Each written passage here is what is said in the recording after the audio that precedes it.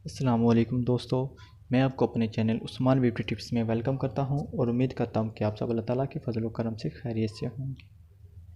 दोस्तों, अगर आप चाहते हैं कि आपका जिस्म फिट रहे और आप बहुत सी बीमारियों से बचे रहें तो आपको रोज़ाना वर्जिश की आदत डालनी होगी और रोज़ाना चहलकदमी भी करनी होगी, तभी आप फिट रह सकते हैं।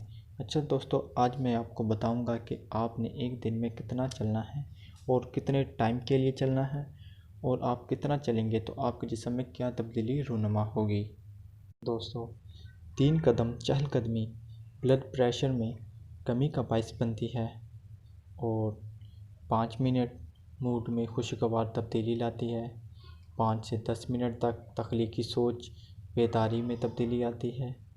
15 मिनट अगर आपने खाना खाया है तो आप 15 मिनट खाने के बाद चलेंगे तो खून में शुगर मतवाज़न रहती है।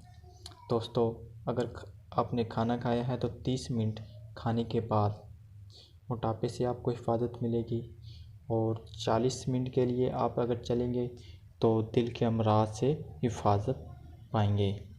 और दोस्तों, अगर आपने ज़्यादा से ज़्यादा 90 मिनट अगर चलना है तो आप मायूसी डिप्रेशन के असरात से महफूज रहेंगे। दोस्तों, वैसे तो हमें डॉक्टर हजरात और बहुत ज़्यादा मेडिकल रिसर्च वाले भी यही कहते हैं कि पैदल चलें।